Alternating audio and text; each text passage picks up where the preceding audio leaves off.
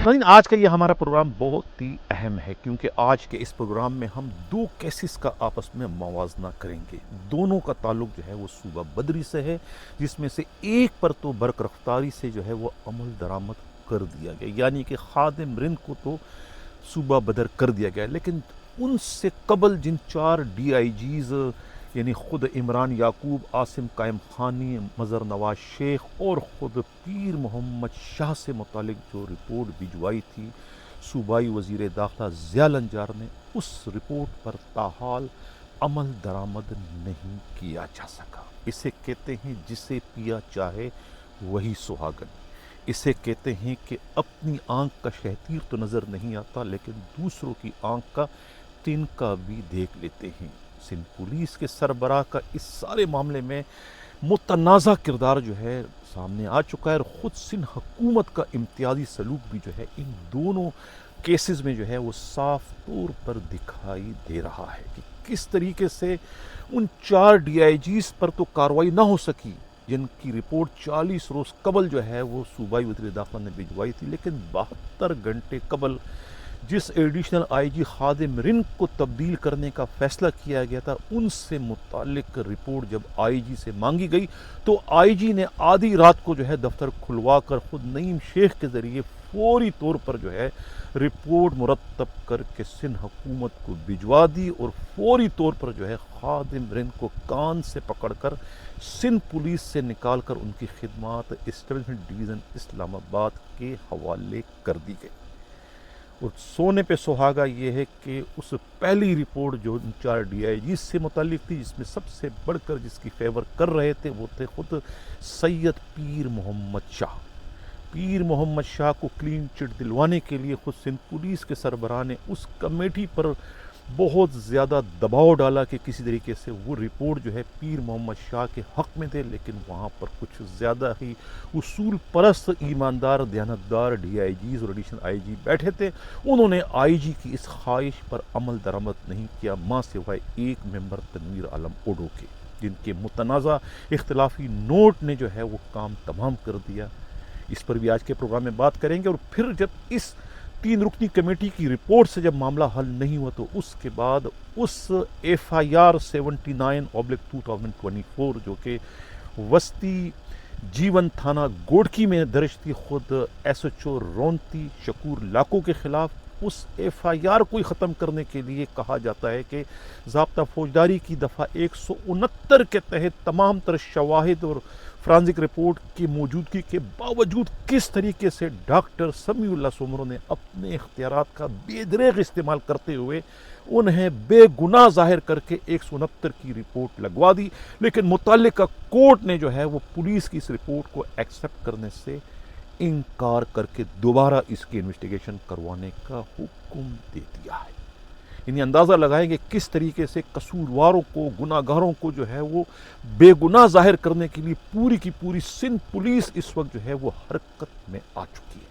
इसे कहते हैं जिसे पिया चाहे वही सुहागन। नाज़रीन, ये मामला है क्या, इसी पर आज के प्रोग्राम में हम डिटेल से बात करेंगे। मैं हनीफ दवामी और आप लोग देख रहे हैं programme the Awami show. Karachi से हमारे नुमाइंदा खसूसी हमराज राही के अलावा खुद गोडकी से हमारी नुमाइंदा खसूसी पुजारन जी ने जो एक मुफस्सल रिपोर्ट भिजवाई है, उनकी रिपोर्ट के मुताबिक पुलिस का सिंध पुलिस के सरबराह का, सिंध हुकूमत का इम्तियाजी सलूक जो है इन दोनों केसेस में जो है वो बिल्कुल खुलकर सामने आ गया कि किस तरीके से पुलिस के ये बड़े अफसरान और सिंध हुकूमत जिन्हें बचाना चाहती है उन्हें बचा देती है 100 गुनाह 100 कत्ल के बावजूद, और जिनके खिलाफ कार्रवाई करना होती है तो उनके मामूली गलतियों को राई का पहाड़ बनाकर जो है वो उन्हें यानी कि निकाल देती है और उनके खिलाफ सख्त तरीन कार्रवाई करने से भी गुरेज नहीं करती। इसकी सबसे बड़ी मिसाल जो है वो खुद खादिम आला खादिम रिंद की है। इससे कतई ताल्लुक़ के वो कितने करप्ट है, इससे कतई ताल्लुक़ के उन्होंने कितने थाने बेचे, क्या नहीं कुछ किया, लेकिन इस केस में उन्हें क्यों तब्दील किया गया? महज इसलिए कि उन्होंने जो है वो सहूलतकारी नहीं की 8 फरवरी के इलेक्शन में। ये कोई पुलिस अफसर वो काम नहीं है कि वो हुक्मरान पार्टी को जितवाए, उनके बी टीम का रोल अदा करे। उन्होंने बिल्कुल वही किया जो एक अच्छे फर्शनास पुलिस अफसर को करना चाहिए। उन्होंने जो है वो पीपल्स पार्टी के उम्मीदवारों को जो है इलेक्शन में जो है उनकी कोई मदद नहीं की। मदद से मतलब यह कि उनके साथ उनको धांधली करने का मौका नहीं दिया। یعنی فیئر الیکشن کروانا جو ہے وہ خود خادم رند کا ایک سنگین جرم بن گیا، اور اس جرم کی پاداش میں ہی جو ہے وہ انہیں 72 گھنٹے کے اندر اندر جو ہے وہ سندھ پولیس سے نکال کر جو ہے باہر پھینک دیا اسلام آباد میں۔ یہ ان کا قصور ہے، یہ ان کا جرم ہے۔ سمجھ میں نہیں آ رہا ہے کہ وفاقی حکومت اور حساس ادارے کہاں سوئے ہوئے ہیں، وہ اس میں انٹروین کیوں نہیں کرتے؟ یہ کس قسم کی جو ہے وہ طرز حکمرانی ہے سندھ حکومت کی کہ ایسے پولیس والوں کو نشان عبرت بنایا جا رہا ہے جو کہ شفاف الیکشن منعقد کرواتے ہیں، جو عوامی رائے کا، عوامی مینڈیٹ کا احترام کرتے ہیں، ان پولیس افسروں کے خلاف کارروائی کی جاتی ہے۔ یہی ہمیشہ سے سندھ حکومت کا اور خود پاکستان پیپلز پارٹی کا وتیرہ رہا ہے، اور بہت سارے پولیس افسران اسی طرح سے نشان عبرت بنائے جا چکے ہیں، جس میں سب سے بڑھ کر سلطان خواجہ بھی تھے، اور اس کے علاوہ جو ہے خود اظہر مغل اور خود سکھر کے سابقہ ڈی آئی جی جو ہے طارق عباس بھی اس میں شامل تھے۔ اب تازہ ترین جو ہے وہ خود خادم اعلیٰ خادم رند، ان کے ساتھ بہت زیادہ زیادتی کی گئی ہے، ناانصافی کی گئی ہے، اور انہیں جو ہے وہ بے دخل کر دیا گیا ہے سندھ سے اسلام آباد اسلامک ڈویژن کے ان کی خدمات ان کے حوالے کر دی گئی ہے۔ اب اس کے مقابلے میں یہ جو 4 ڈی آئی جیز، میں پھر نام لے رہا ہوں، مظہر نواز شیخ، عمران یعقوب اور خود عاصم قائم خانی کے علاوہ پیر محمد شاہ، ان کی رپورٹ نہ تو میں نے بھیجی ہے نہ میرے نمائندے نے بھیجی ہے، ان کی رپورٹ تو خود پاکستان پیپلز پارٹی کے صوبائی وزیر داخلہ ضیاء لنجار نے 40 روز پہلے بھیجی تھی، اور ان پر بھی یہ تھا کہ انہیں جو ہے صوبہ بدر کر دیا جائے۔ کیا ہوا اس رپورٹ کا؟ رپورٹ کو دبا کے بیٹھے ہیں، سانپ بن کر بیٹھے ہیں خود سندھ کے چیف سیکرٹری، کیونکہ آئی جی سندھ نہیں چاہ رہے تھے کہ اس رپورٹ پر عمل درآمد کیا جا سکے۔ انہوں نے جو ہے وہ چیف سیکرٹری سے کہہ کر اس کو ڈیلیٹ کرنے کے لیے اس پر ڈسکس لکھ دیا کہ آئی جی سے اس پر ڈسکس کرنا ہے، اس کے بعد جو ہے اس پر ہم کوئی فیصلہ کریں گے۔ سوال یہ پیدا ہوتا ہے کہ سپریئر کون ہے، آئی جی ہے یا کہ آپ کے ہوم منسٹر ہیں؟ ہوم منسٹر نے جب ایک رپورٹ بھیج دی تو اس کے بعد وہ رپورٹ کسی اور انکوائری کا، کسی اور ڈسکس کا جو ہے متقاضی ہو ہی نہیں سکتی، ماں سوائے ڈیلے ٹیکٹس کے۔ ڈیلے ٹیکٹس کر دیا۔ اب کہا یہ جا رہا ہے کہ اس میں بہت سارے ڈی آئی جی ایسے ہیں جو کہ سندھ پولیس کے سربراہ کے دل کے بہت قریب ہیں، عاصم قائم خانی ہیں، عمران یعقوب ہے، سب سے بڑھ کر سید پیر محمد شاہ۔ پیر محمد شاہ کو کیوں نکالا جا رہا ہے؟ پیر محمد شاہ وہی سکر کے ڈی آئی جی تھے، اور وہاں گوڑکی میں جو واقعہ ہوا تھا، گوڑکی کے نوجوان S S P Hafeez Bugti اور ان کے مابین جو ایک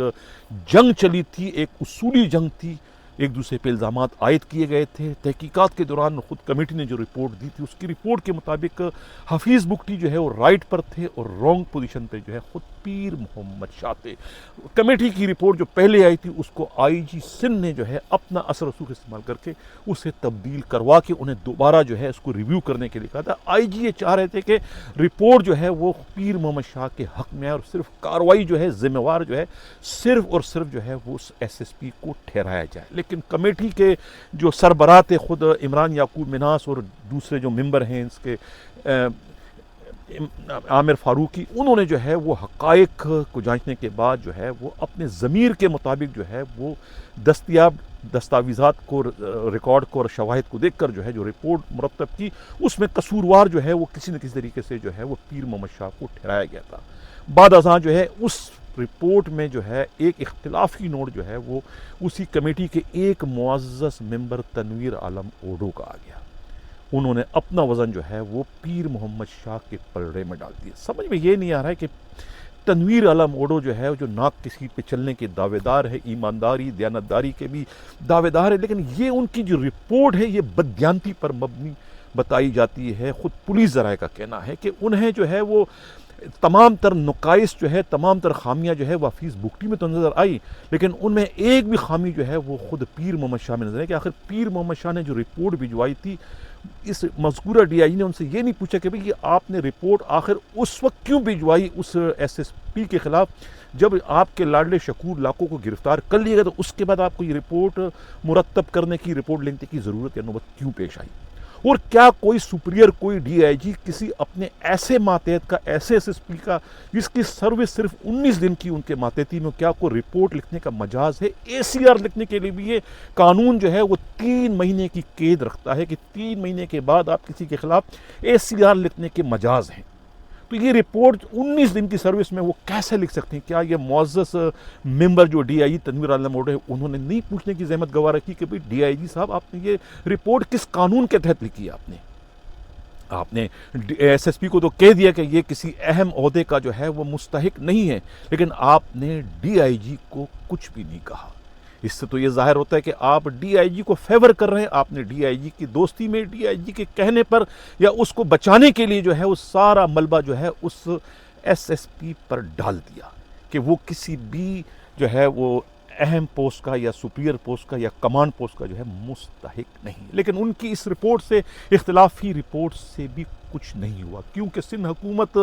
پہلے ہی جو ہے وہ پیر محمد شاہ کو قصوروار ٹھہرا کر جو ہے ان کا نام ان لسٹ میں شامل کر چکی تھی ڈی آئی جیز کی جنہیں جو ہے صوبہ بدر کرنا تھا۔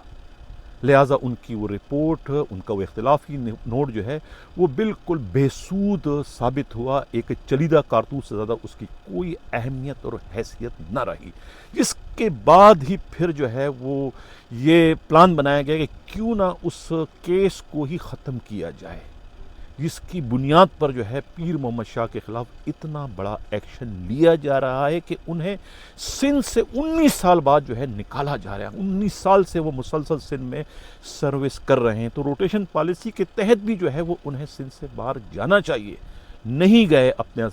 لیکن اب جب یہ کیس بن گیا، یہ کیس کی وجہ سے جب انہیں نکالا جا رہا ہے تو تب بھی اسے روکنے کی کوششیں کی جا رہی ہے، اور خود کہا جا رہا ہے کہ سندھ پولیس کے سربراہ نے جو ہے وہ خود ڈی آئی جی موصوف نے گوڈکی کے ایس ایس پی ڈاکٹر سمیع اللہ سونو، جو کہ ایمانداری، دیانتداری، اصول پرستی کے لیے بہت شہرت رکھتے ہیں، دعوے دار ہے، لیکن ان کی یہ جو کارروائی ہے، ان تمام تر کارروائیوں نے ان کی دیانتداری، اصول پرستی اور ایمانداری پر جو ہے پانی پھیر دیا ہے۔ یہ رپورٹ جو انہوں نے کی کوشش کی ہے، 169 کی رپورٹ جو لگائی ہے اس کیس